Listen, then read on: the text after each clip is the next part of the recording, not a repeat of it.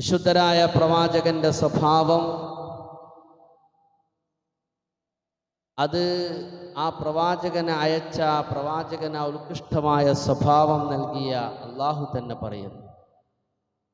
എങ്ങനെയാണ് ഹബീബിൻ്റെ സ്വഭാവം എന്നത് കൃത്യമായി അള്ളാഹു തആല വിശുദ്ധമായ ഖുർആനിലൂടെ പറഞ്ഞു തരുന്നുണ്ട്. വഇന്നക ലഅലാ ഖുലുഖിൻ അദീം. നബിയെ, അങ്ങ് മഹത്തായ സ്വഭാവത്തിൻ്റെ ഉടമയാണ് നബിയെ. ഏറ്റവും ഉത്കൃഷ്ടമായ സ്വഭാവത്തിൻ്റെ ഉടമയാണ് ഹബീബായ റസൂലുള്ളാഹ്. ഏറ്റവും ഉത്കൃഷ്ടമായ അവിടുത്തോട് തുല്യതപ്പെടുത്താൻ ഒരാളെ കൊണ്ടും സാധ്യമല്ല. കാരണം ആ ഹബീബ് അൽ ഇൻസാനുൽ കാമിലാണ്. ഏത് രംഗമെടുത്ത് പരിശോധിച്ച് നോക്കുകയാണെങ്കിലും അള്ളാഹുവിൻ്റെ ഹബീബ് കാമിലായ സമ്പൂർണനായ മനുഷ്യനാണ്. അതുകൊണ്ട് തന്നെ ഹബീബായ നബി തങ്ങൾ തന്നെ പറഞ്ഞു, ഇന്നമാ ബുഇസ്തു ലിയുതമ്മിമ മകാരിമൽ അഖ്ലാഖ്. സർവ സ്വഭാവങ്ങളുടെയും പൂർത്തീകരണം, ഏറ്റവും ഉത്തമമായ ഉത്കൃഷ്ടമായ സ്വഭാവത്തിൻ്റെ പൂർത്തീകരണത്തോടു കൂടെയാണ് അല്ലാഹു തആല എന്നെ നിയോഗിക്കപ്പെട്ടത് എന്ന് മുഹമ്മദുർ റസൂലുള്ളാഹ്. ഏറ്റവും നല്ല ഉത്കൃഷ്ടമായ സ്വഭാവം ഉണ്ടാക്കാൻ വേണ്ടിയിട്ടാണ് അല്ലാഹു എന്നെ പഠിച്ചത്. ഞാൻ അതിനു വേണ്ടി നിയോഗിക്കപ്പെട്ടവൻ. ഈർഷ്യതയിലോ അല്ലെങ്കിൽ ശത്രുതയോടുകൂടെയോ അല്ലെങ്കിൽ മറ്റൊരാളെ തകർത്ത് കളയണമെന്ന ലക്ഷ്യത്തോടുകൂടെയോ ഇന്ന് പലർക്കുമിടയിലുള്ള നമ്മൾക്കിടയിലുള്ളതുപോലെയുള്ള പാരവെക്കലുകളോ അതുപോലെയുള്ള ദുഷിച്ച സ്വഭാവത്തിൻ്റെ ചീഞ്ഞളിഞ്ഞ മലീമസമായ സ്വഭാവത്തിൻ്റെ ഉടമകളല്ല നമ്മൾ. അതിൻ്റെ ഉടമകളല്ല. ആ ഉടമകളായി മാറാൻ നമ്മൾ പാടില്ല. ഇന്നത്തെ സംസ്കാരം അങ്ങനെയാണെങ്കിൽ, ഇന്നത്തെ കൾച്ചർ അങ്ങനെയാണെങ്കിൽ, അല്ലാഹുവിൻ്റെ ഹബീബ് മുത്ത് മുഹമ്മദുർ റസൂലുള്ളാഹി സല്ലല്ലാഹു അലൈഹി വസല്ലമ തങ്ങൾ നിയുക്തനായത് നല്ല സ്വഭാവ സംസ്കരണത്തിന് വേണ്ടിയാണ്. ഏറ്റവും വലിയ സ്വഭാവത്തിൻ്റെ ഗുണവിശേഷണവുമായിട്ടാണ് അല്ലാഹുവിൻ്റെ ഹബീബ് കടന്നു വന്നത്. അതുകൊണ്ടാണ് അല്ലാഹു തആല ആണയിട്ട് പറഞ്ഞത്, വഇന്നക ലഅലാ ഖുലുഖിൻ അദീം. നിശ്ചയം അങ്ങ് നബിയെ, അങ്ങ് നിശ്ചയം ഏറ്റവും നല്ല സ്വഭാവത്തിലൂടെ. ഖുർആൻ വർണ്ണിച്ചത് അങ്ങനെയാണ്. മഹദിയാകുന്ന ആയിഷത്തു സിദ്ദീഖ റളിയല്ലാഹു അൻഹയോട് ചോദിച്ചല്ലോ, കൈഫ കാന ഖുലുഖു റസൂലില്ലാഹ്. ഹബീബായ തങ്ങളെ സ്വഭാവം എങ്ങനെയാണെന്ന് കൃത്യമായി വിവരിക്കേണ്ടത് അവിടുത്തെ ഭാര്യമാരാണ്. അവിടുത്തെ ഭാര്യമാരിൽ നബി തങ്ങളെ ഹിസ്റ്ററി കൃത്യമായി സൂചിപ്പിച്ച മഹദിയാണ്. കൃത്യമായ അവിടുത്തെ ഹിസ്റ്ററി സൂക്ഷിച്ചു വെച്ച മഹദിയാണ് ബീവി ആയിഷ റളിയല്ലാഹു അൻഹാ. അവിടുത്തോടൊപ്പം ഇരുന്നു, അവിടുത്തോടൊപ്പം സംസാരിച്ചു, അവിടുത്തോടൊപ്പം അന്തിയുറങ്ങി, അവിടുത്തോടൊപ്പം യാത്ര പോയി. അധിക യാത്രകളിലും നറുക്ക് വീയാറുള്ളത് മഹദിക്കാണ്. അതുകൊണ്ട് ഹബീബിൻ്റെ ഹിസ്റ്ററി, ഹബീബിനെ കുറിച്ച് പറയാൻ, അതിനെക്കുറിച്ച് വിവരിക്കാൻ പാണ്ഡിത്യവും വിവരവുമുള്ള പണ്ഡിതയാണ് ബീവി ആയിഷത്തു സിദ്ദീഖ റളിയല്ലാഹു അൻഹാ. കാരണം ഹബീബിൻ്റെ വഫാത്തിന് ശേഷം 46 കൊല്ലം ജീവിക്കാൻ ഭാഗ്യം ലഭിച്ച മഹദിയാണ് ബീവി ആയിഷ. ആ മഹദിയോട് ചോദിച്ചു, കൈഫ കാന ഖുലുഖു റസൂലില്ലാഹ്. അല്ലാഹുവിൻ്റെ ഹബീബിൻ്റെ സ്വഭാവം എങ്ങനെയാണ്? അവിടുന്ന് പറഞ്ഞു, കാന ഖുലുഖുഹു അൽ ഖുർആൻ. ഹബീബായ തങ്ങളെ സ്വഭാവം പരിശുദ്ധ ഖുർആനാണെന്നാണ്. പരിശുദ്ധ ഖുർആൻ എന്താ? പരിശുദ്ധ ഖുർആൻ എന്താ? മനുഷ്യൻ്റെ എല്ലാ മേഖലകളെയും കൃത്യമായി പ്രതിപാദിച്ച വേദഗ്രന്ഥമാണ് പരിശുദ്ധ ഖുർആൻ. അതിൽ രക്ഷാശിക്ഷാ നിയമങ്ങളുണ്ട്, ബിസിനസ് കാര്യങ്ങളുണ്ട്, രാഷ്ട്രീയ കാര്യങ്ങളുണ്ട്, സിവിൽ നിയമങ്ങളുണ്ട്. അലമാര മുതൽ അടുക്കള വരെയുള്ള കാര്യങ്ങൾ കൃത്യമായി പ്രതിപാദിച്ചു. ആ ഖുർആൻ എങ്ങനെയാണോ ലോകത്ത് എന്തൊക്കെ കാര്യങ്ങളാണ് പഠിപ്പിച്ചത് അത് കൃത്യമായി പകർത്തിയെടുത്ത ആളാണ് ഹബീബായ റസൂലുള്ളാഹി. നബി തങ്ങളെ സദസ്സിൽ ഒരാൾ വന്നു കഴിഞ്ഞാൽ പിന്നെ പോകാൻ തോന്നൂല. ഹബീബായ നബി സല്ലല്ലാഹു അലൈഹി വസല്ലം ഒരു സദസ്സിൽ വന്ന് ഇരുന്ന് കഴിഞ്ഞാൽ ആ സദസ്സിൽ ഏറ്റവും ജ്വലിച്ച് നിൽക്കുന്ന ഏറ്റവും ഒരു വലിയ ആളെപ്പോലെ തന്നെ നബിയെ തോന്നും. നബിയേക്കാൾ വലിയ ശരീര ആകാര വടിവുകളുള്ള അപ്പുറത്ത് മറ്റ് സഹാബികളൊക്കെ ഇരിക്കുന്നുണ്ടെങ്കിലും ആ കൂട്ടത്തിൽ നബി ഇരുന്ന് കഴിഞ്ഞാൽ നബിക്കൊരു ഗാംഭീര്യം, അവിടുത്തെ ഒരു പ്രത്യേക അട്രാക്ഷൻ, ഒരു ശ്രദ്ധ എല്ലാവർക്കും നബിയിലേക്ക് വരും. കാരണം അവിടുത്തെ സ്വഭാവം അങ്ങനെയാണ്. അവിടുന്ന് നോക്കുകയാണെങ്കിൽ അത് എന്നെയാണ് നോക്കുന്നതെന്ന് എല്ലാവർക്കും തോന്നും. അവിടുന്ന് സ്നേഹിക്കുന്നത് എന്നെയാണ് സ്നേഹിക്കുന്നത് എന്ന് എല്ലാവർക്കും തോന്നും. നബിതങ്ങൾ ഒരാളെ കൈ പിടിച്ചു കഴിഞ്ഞാൽ, നബിതങ്ങളെ കൈ ഒരാൾ പിടിച്ചു കഴിഞ്ഞാൽ ആ കൈ ഹബീബ് വിടുകയില്ല. എത്ര തിരക്കുള്ള ആളാ! 23 ചതുരശ്ര കിലോമീറ്റർ വിസ്തൃതമായ ഉപഭൂഖണ്ഡങ്ങളുടെ പിതാവായ, അതിൻ്റെ അധിപനായ, അതിൻ്റെ രാജാവായ, ചക്രവർത്തിയായ ഹബീബായ മുഹമ്മദുർ റസൂലുള്ളാഹി സല്ലല്ലാഹു അലൈഹി വസല്ലം എത്ര വലിയ തിരക്കുള്ള ആളാ! എന്നിട്ട് പോലും ഒരാൾ, ഏതൊരു സാധു ഒന്ന് കൈ പിടിച്ചാലും അവിടത്തേക്കൊരു തിരക്കുമില്ല. അയാൾ എപ്പോഴാണോ കൈ വിടുന്നത് അപ്പോഴാണ് റസൂലുള്ളാഹി തങ്ങൾ കൈ വിടാറുള്ളത്. നോക്കൂ നിങ്ങൾക്ക് സ്വഭാവത്തിൻ്റെ ഉത്കൃഷ്ടമായ മഹിമ. എത്ര പറഞ്ഞാലും തീരില്ല. അവിടുന്ന് ഒരാളോട് സംസാരിക്കാൻ തുടങ്ങിയാൽ ചിലപ്പോൾ നബി ആയിരിക്കില്ല, ആദ്യം സംസാരിച്ച് വേറെ ആളായിരിക്കും.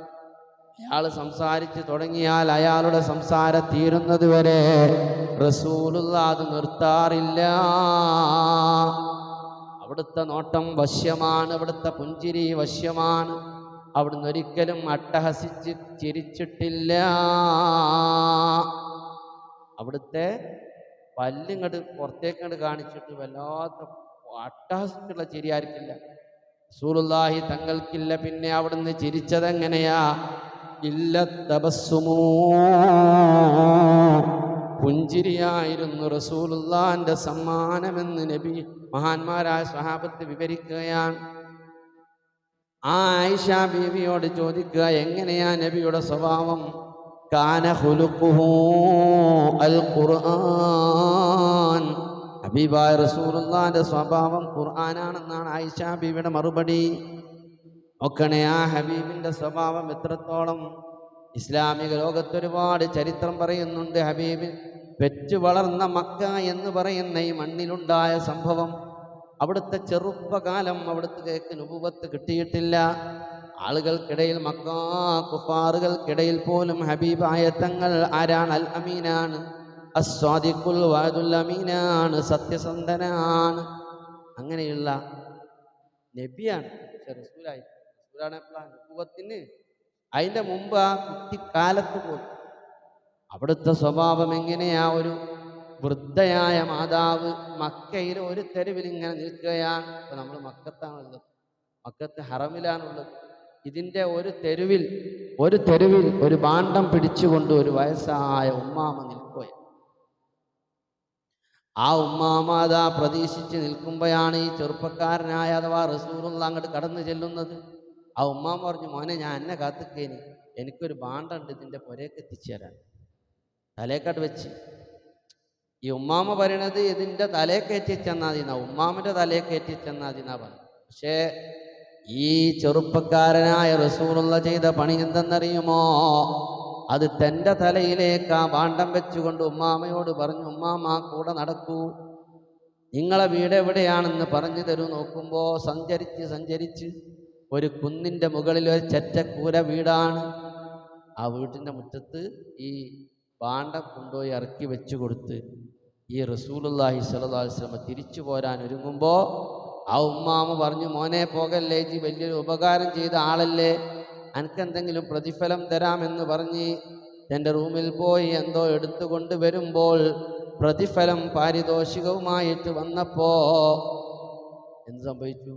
ആ ഉമ്മാമ ഈ പാരിതോഷികം നീട്ടിയപ്പോൾ ഈ ചെറുപ്പക്കാരൻ പറഞ്ഞു, ഞാൻ അതിന് വന്നതല്ല, ഞാനൊരു കൂലിട്ടാൻ വേണ്ടി ചെയ്ത പണിയല്ലത്, എനിക്ക് ഇവിടുന്ന് അതിൻ്റെ കൂലി വേണ്ട. അപ്പോൾ ഉമ്മാമക്ക് തോന്നി മോന് നല്ലൊരു ഉപദേശം കൊടുക്കാമെന്ന് ആ ഉമ്മാമക്ക് തോന്നി. ആ ഉമ്മാമ പറഞ്ഞു, മോനെ, എന്നാ ഒരു കാര്യം എന്നോട് ഞാൻ പറയട്ടെ, അത് കേൾക്കോ? എന്താ പറഞ്ഞോളൂ ഉമ്മാമ. മക്കയിൽ ഒരു ചെറുപ്പക്കാരൻ വന്നിട്ടുണ്ട്. ഓന് നമ്മളെ വാപ്പാരൊക്കെ പഠിപ്പിച്ചെന്ന മതത്തിൽ നിന്ന് ആളുകളെ തെറിപ്പിക്കണ പണിയായിരുന്നു. അയാളേതോ ഒരു അള്ളനെ പറയുന്നുണ്ട്, അയാൾ പല വാദങ്ങളും വാദിക്കുന്നുണ്ട്, അയാളൊരു ഇലാഹിനെ അള്ളനെ പഠിപ്പിച്ചിരുന്നു. നമ്മളെ വാപ്പാരൊന്നും പഠിപ്പിക്കാത്ത വാദഗതികളാണ്. അതുകൊണ്ട് ആ ചെറുപ്പക്കാരൻ്റെ കെണിയിൽ എൻ്റെ മോന് പെട്ടുപോകരുത് കേട്ടോ എന്നാണ് ഉമ്മാമൻ്റെ ഉപദേശം. അപ്പോഴാണ് തിരിച്ച് സ്നേഹത്തോടെ പുഞ്ചിരിയോടെ ആ ചെറുപ്പക്കാരൻ പറയുന്നത്, ഉമ്മാ, നിങ്ങൾ പറഞ്ഞ ആ ചെറുപ്പക്കാരൻ ഞാനാണ്. നിങ്ങൾ പറഞ്ഞ ആളെ പേരെന്താന്ന് പറഞ്ഞാൽ മുഹമ്മദ്, മക്കയിലെ മുഹമ്മദാണ്. ആ ആളെ കുറിച്ചാണ് ഞാൻ പറഞ്ഞത്. എന്നാലും നിങ്ങൾ പറഞ്ഞ മുഹമ്മദ് ഞാനാണ്. അങ്ങ് കേട്ടപ്പോ ആ ഉമ്മാന്റെ കണ്ണിൽ നിന്ന് കണ്ണിനീര് ധാരധാരയായി ഒഴുകുകയാണ്. ആ ഉമ്മാന്റെ മനസ്സ് അലിയുകയാണ്. ആ ഉമ്മ ഉടനെ പറയുന്നു, അഷ്ഹദു അല്ലാ ഇലാഹ ഇല്ലല്ലാഹ് വ അഷ്ഹദു അന്നക റസൂലുള്ളാഹ്. ഇസ്ലാം സ്വീകരിച്ചു. മാത്രമല്ല ഹബീബായ റസൂലുള്ളാഹി സല്ലല്ലാഹു അലൈഹി വസല്ലമ തങ്ങളുടെ സ്വഭാവം എത്രമാത്രമാണ്. നബിയെ കഠിനമായി ദ്രോഹിച്ചൊരു മനുഷ്യനുണ്ടായിരുന്നു, സുമാമത്ത് ബിൻ ഉസാൽ. മദീനത്തെ പള്ളിയിൽ ഹബീബായ റസൂലുള്ളാഹി സല്ലല്ലാഹു അലൈഹി വസല്ലമയുടെ സ്വഭാവം നോക്കണം നിങ്ങൾ. സുമാമത്ത് ബിൻ ഉസാൽ എന്ന് പറയുന്നത് അങ്ങാടിയിലൂടെയൊക്കെ റസൂലുള്ളാഹിനെ ഭ്രാന്തനെന്ന് വിളിച്ചു നടന്ന ആളാണ്. അല്ലാഹുവിൻ്റെ ഹബീബിനെ കുറിച്ച് പല അപവാദങ്ങളും പറഞ്ഞു പരത്തിയ ആളാണ്. ഹബീബായ തങ്ങളെക്കുറിച്ച് പല കട്ടൗട്ട് ബോർഡുകളും എഴുതി വെച്ച ആളാണ് സുമാമത്ത് ബിൻ ഉസാൽ. ഇന്നത്തെ ഏറ്റവും വലിയ വ്യക്തിവാദി. പക്ഷെ അയാളൊന്ന് കിട്ടിയാൽ പൊടി പൊടിക്കണം എന്നുള്ളതൊക്കെ ആ സ്വഹാബത്ത് നടക്കുന്നത്. അള്ളാഹിൻ്റെ റസൂലിനെ എത്രമാത്രം ദ്രോഹിക്കണ മനുഷ്യനെ നമുക്ക് കിട്ടിയാൽ ശരിയാക്കിയാളണം. ഇത്രയും നല്ലൊരു റസൂലിനെ ഞങ്ങൾ പഠിച്ചിട്ട് ഇയാളിങ്ങനെ എന്തായി പറയുന്നത്. ഇന്നത്തൊക്കെ ജബ്ബാറിനെ പോലത്തെ ആളുകളൊക്കെ ഉണ്ടല്ലോ, ജബ്ബാർ, ജാമിദ. അന്ന് സോഷ്യൽ മീഡിയയിൽ ഇസ്ലാം എന്തെന്ന് മനസ്സിലാക്കാതെ പഠിക്കാതെ ഖുറാനിനെയും ഹദീസുകളെയും അള്ളാഹിൻ്റെ റസൂലിനെയും അള്ളാഹുവിനെ വരെ പരിഹസിക്കുന്ന, കളിയാക്കുന്ന ഒരു മനുഷ്യനാണ് ജബ്ബാറും ജാമിദകളും. അങ്ങനത്തെ യുക്തിവാദി. അവർക്ക് നിരന്തര പരിപാടിയാണ്. ആരാണ് റസൂൽ എന്ന് അവർക്കറിയില്ല. ഖുർആൻ എന്തെന്നറിയാം, പക്ഷെ ഖുർആൻ എന്തെന്നറിയാതെ ഖുർആനെ വിമർശിക്കും. അങ്ങനെയുള്ള ആളുകളൊക്കെ ഇന്ന് ആ സ്വഹാബത്തിൻ്റെ കാലത്തുണ്ടായിരുന്ന പൊട്ടിച്ചു പോകുമായി. നമ്മുടെ നാട്ടിൽ തൊടാൻ പറ്റില്ല, പറയാൻ പറ്റില്ല, ഒന്നും ചെയ്യാൻ പറ്റില്ല. അങ്ങനെ ജബ്ബാറുമാർ വലസാണ്. ഒരുപാട് ചെറുപ്പക്കാരായ യുക്തിവാദികളെ കെണിപൊട്ടുക. അവിടെയാണ് ചിന്തിക്കേണ്ടതുണ്ടത്. സുമാമത്ത് ബിൻ ഉസാൽ എന്ന് പറയുന്ന ആ ഹബീബായ നബിയെ വല്ലാതെ ദ്രോഹിച്ച മനുഷ്യനെ സ്വഹാബത്ത് കണ്ടുകിട്ടാൻ വേണ്ടി നോക്കുമ്പോ അവർക്ക് സുമാമയെ കയ്യിൽ കിട്ടി. സ്വഹാബത്ത് സുമാമയെ പിടിച്ചു കൊണ്ടുവന്നിട്ട് മദീനത്തെ പള്ളിയുടെ വാതിലിലങ്ങ് കെട്ടിയിട്ടു. അത് കെട്ടിട്ടു. അവരടിക്കണം, തൊയ്ക്കണം എന്നൊക്കെ വിചാരിച്ച് കാത്തിരിക്കുക. അപ്പയാണ് ഹബീബായ മുത്തു റസൂലുള്ളാഹി മദീനത്തെ പള്ളിയിലേക്ക് അങ്ങ് കടന്നു വരുന്നത്. ആ സമയത്ത് ചോദിച്ചു, അതദറൂന മാ അഖത്തും, നിങ്ങളിവിടെ പിടിച്ചു കെട്ടിയിട്ട ആള് ആരാണെന്ന് പറയൂ. റസൂലുള്ളാഹിനെ വിമർശിച്ച് നടക്കുന്ന ആളെ പോലും റസൂല് ചോദിച്ചു നടന്നിട്ടില്ല. എന്താ അയാൾ എന്നെ ചോദിക്കണം, എന്നെ വിമർശിക്കണേ, അതിന് മറുപടി അറിയാൻ പോകണ്ടേന്ന് ചോദിച്ചിട്ട് റസൂൽ എന്തായിട്ടില്ല, ആ ഭാഗത്തേക്ക് തന്നെ ചെവി കൊടുത്തിട്ട്. അത്രമാത്രം നബിയെ ദ്രോഹിച്ച ആളുകളെ പോലും നബി എന്തായിട്ടില്ല, അവിടുത്തെ പ്രബോധനത്തിന് തടസ്സമായിട്ടില്ല. നബിൻ്റെ വയ്ക്ക് പോലും പോലെ. എന്നിട്ട് റസൂൽ ചോദിക്കും, നിങ്ങൾ ഈ കെട്ടിയിട്ട ആളാരാ? അതദറൂന മാ അഖത്തും, നിങ്ങളിവിടെ പിടിച്ചു വെച്ച ആളെക്കുറിച്ചൊന്ന് പറഞ്ഞു തരുമോ? നബിയേ, അത് സുമാമയാൻ, അത് സുമാമത്ത് ബിൻ ഉസാൽ നബിയെ. അങ്ങയെ ദ്രോഹിച്ച, അങ്ങയെ കല്ലെറിഞ്ഞ, അങ്ങയെ കൂക്കി വിളിച്ച, ഇന്നക്കല മജ്നൂൻ, അങ്ങ് ഭ്രാന്തനാണെന്ന് എഴുതി പറത്തിയ ആ മനുഷ്യനെ ഞങ്ങൾ പിടിച്ചു കെട്ടിയിരിക്കുകയാ. പറഞ്ഞു, അയാളെ വെറുതെ വിടി, നിങ്ങൾ ആ കെട്ടയച്ചു വിട്ടാണ്. നിങ്ങൾ പള്ളിയിൽ കൊണ്ടുവന്ന ആളെ കെട്ടിടണ്ട, അയാൾ പോകേണ്ട വഴിക്ക് പോകട്ടെ. സുമാമയെ നിങ്ങൾ വെറുതെ വിടൂ. ബഹുമാനപ്പെട്ട റസൂലുള്ളാഹി സ്വല്ലല്ലാഹു അലൈഹി വസല്ലം സ്വഹാബത്തിനോട് സുമാമയെ വെറുതെ വിടാൻ പറഞ്ഞു.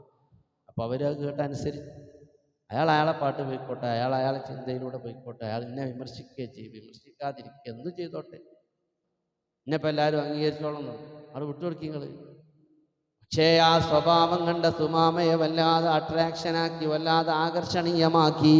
ഹബീബിൻ്റെ വശ്യമായ സ്വഭാവം കണ്ട് വീണ്ടും സുമാമ പുറത്തേക്ക് പോയിട്ട് മനസ്സ് സമ്മതിക്കുന്നില്ല. സുമാമ കടന്നു വരുന്നു പുന്നാര നബിൻ്റെ അടുത്തേക്ക്.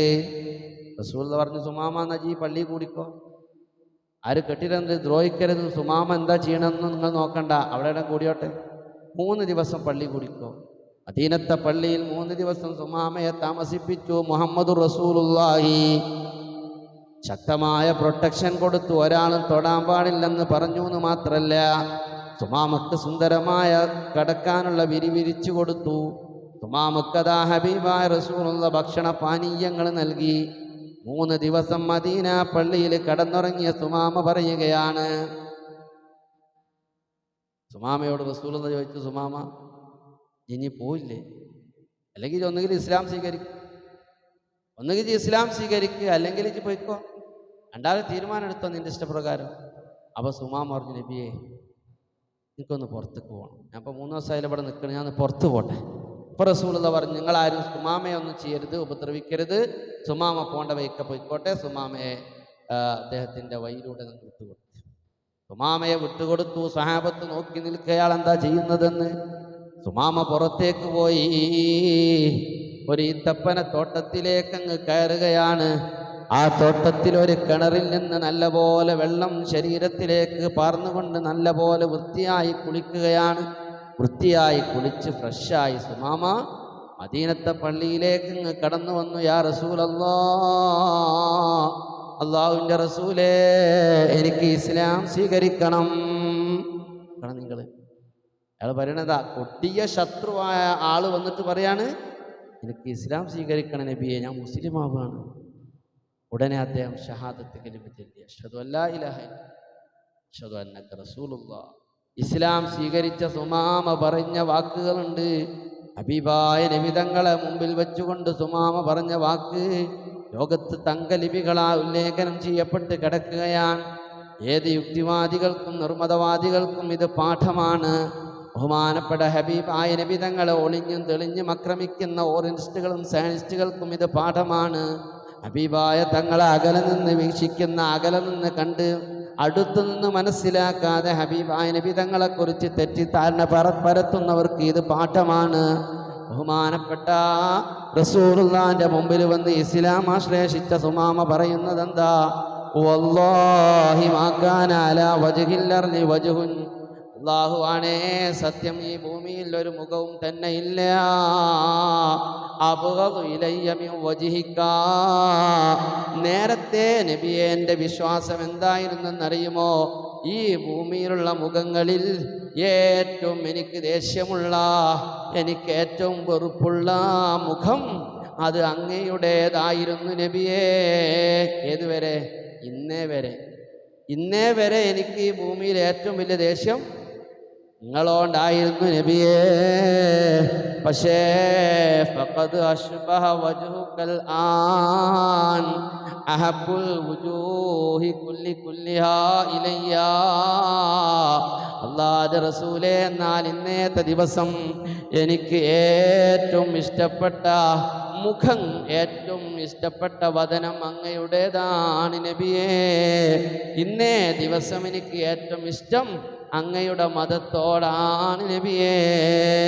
വളരെ വെറുപ്പാരോട് ഇന്ന് മുതൽ ഇതാ അങ്ങയോട് എനിക്ക് സ്നേഹം, എനിക്ക് ഇഷ്ക് വന്നിരിക്കുന്നു. നിങ്ങൾ ആരാണ് ഹബീബ്? അതുകൊണ്ടാണ് ഖുർആനിൽ അല്ലാഹു പറഞ്ഞത്, ലഖദ് കാന ലക്കും ഫീ റസൂലില്ലാഹി ഉസ്വത്തുൻ ഹസന. ലഖദ് കാന ലക്കും ഫീ റസൂലില്ലാഹി ഉസ്വത്തുൻ ഹസന. അള്ളാഹുവിൻ്റെ റസൂലിൽ നിങ്ങൾക്ക് ഉത്തമമായ മാതൃകയുണ്ട്, അള്ളാഹുവിൻ്റെ ഹബീബിൽ നിങ്ങൾക്ക് ഉത്തമമായ മാതൃകയുണ്ടെന്ന് പരിശുദ്ധ ഖുർആൻ. ആ ഹബീബ് നമുക്ക് മാതൃകയാണ്. ആ ഹബീബിൻ്റെ കൂടെ അള്ളാഹു നമുക്ക് സ്വർഗം തരട്ടെ. നോക്കൂ, നിങ്ങൾ ഒരു ജൂതരുടെ സംഘം അതാ ഒരു റോട്ടിലൂടെ അങ്ങ് നടന്നു പോവുകയാ. മദീനയുടെ പ്രാന്തപ്രദേശത്തിലൂടെ ഒരു ജൂത സംഘം അങ്ങ് കടന്നു പോവുകയാണ്. ആ സമയത്താണ് അല്ലാഹുവിൻ്റെ റസൂൽ ആ വഴിയിലൂടെ കടന്നു വരുന്നത്. ആ ജൂത സംഘം ഹബീബായ തങ്ങളെ കണ്ടപ്പോൾ അവർ പറഞ്ഞു, എന്താ പറഞ്ഞത്? അസ്സാമു അലൈക്കും, അസ്സാമു അലൈക്കും. ഹബീബായ തങ്ങളെ കണ്ടപ്പോൾ ജൂത സംഘം പറഞ്ഞത് എന്താ? അസ്സാമു അലൈക്കും, നിങ്ങൾ ഇവിടെ നിൽക്കേണ്ട ആവശ്യമില്ല, നിങ്ങൾ ചത്തുവെക്കും, നിങ്ങൾ മരിച്ചു പോവണം. വിധങ്ങളെ മരണത്തിനെ കൊതിച്ചതായ ജൂതന്മാര് പറഞ്ഞ വാക്കാണത്. അസ്സാമു അലൈക്കും, നിങ്ങൾ മരിച്ചു പോവട്ടെ, നിങ്ങൾക്ക് മരണം വരട്ടെ. ആ യാത്രയിൽ ഹബീബായ തങ്ങളെ ഇത്രമാത്രം അവഹേളിച്ച ചീറ്റ് ചെയ്ത ആ ജൂതസംഘത്തിന്റെ മുമ്പിൽ നബി തങ്ങൾ പെട്ടപ്പോ, ഈ വാക്ക് ജൂതസംഘം പറഞ്ഞപ്പോ, നബി തങ്ങളെ കൂടെ ആരുണ്ട്? അവിടുത്തെ പ്രിയപ്പെട്ട പത്നി ബീവി ആയിഷ. ആയിഷ ബീവി ഉണ്ട് ഹബീബിന്റെ കൂടെ. ആയിഷ ബീവി ദേഷ്യപ്പെട്ട് അവിടുന്ന് തിരിച്ചു പറഞ്ഞു, വലൈക്കുമുസ്സലാം വല്ലഅന. ആയിഷ ബീവി കടുപ്പത്തിലാണ്.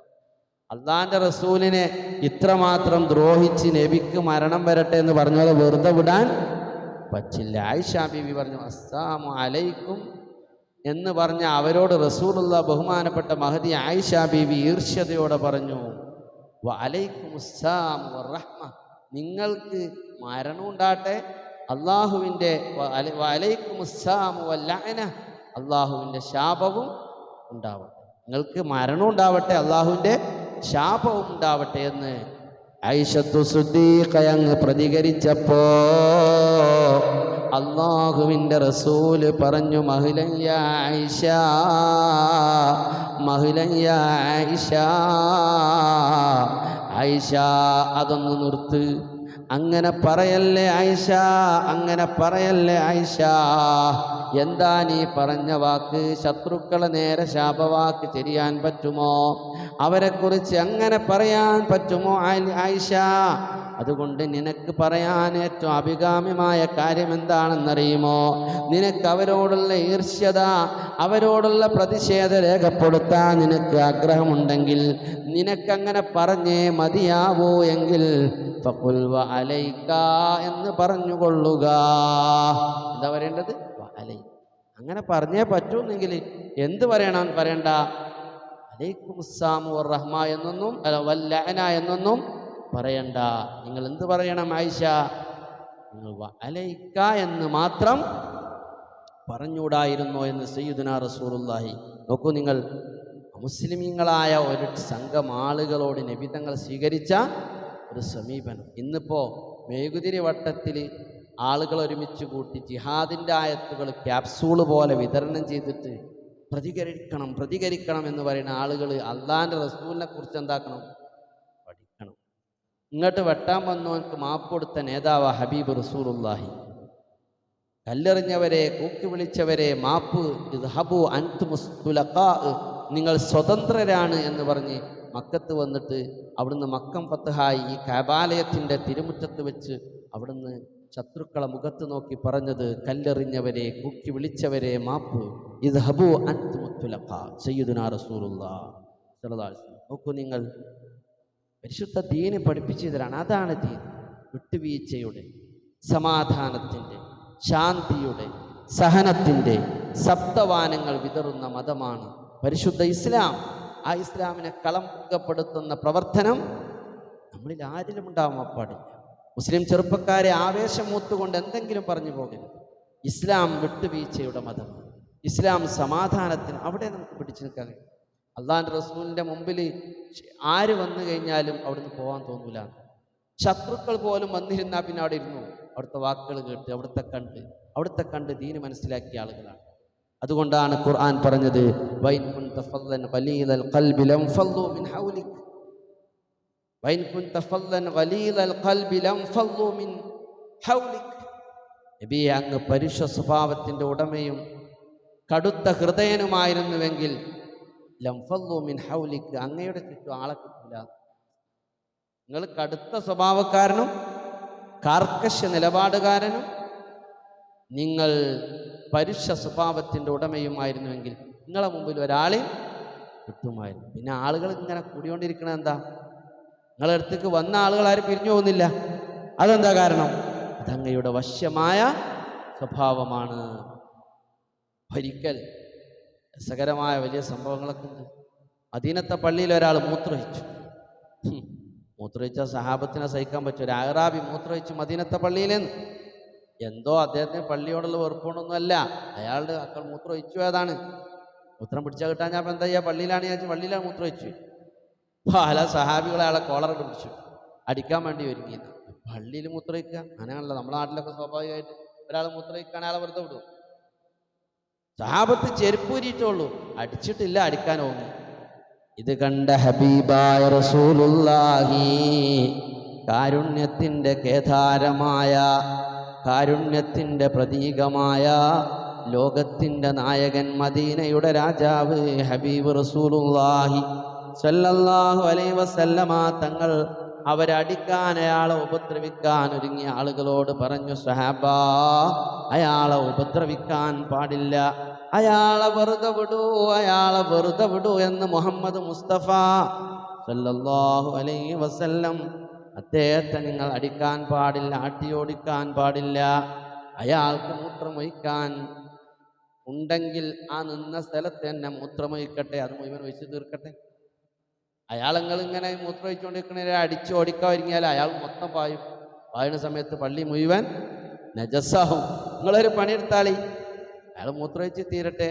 അയാൾക്ക് ആശ്വാസം വന്നതിന് ശേഷം ഒരു കുടം വെള്ളം കൊണ്ടുവരും, ഒരു ബക്കറ്റ് വെള്ളം. ആ വെള്ളം കൊണ്ടുവന്ന് ആ മൂത്രമായ സ്ഥലം, നജസ്സായ സ്ഥലം തായിക്കാളി, നിങ്ങളവിടെ ക്ലീനാക്കിയാളി, വൃത്തിയാക്കിയാളി, പ്രശ്നം കഴിഞ്ഞില്ലേ. എന്നിട്ട് റസൂലുള്ളാഹി പറഞ്ഞു, അല്ലാഹു സുബ്ഹാനഹു വ തആല അഫ്വ് ചെയ്ത കാര്യമാണ്.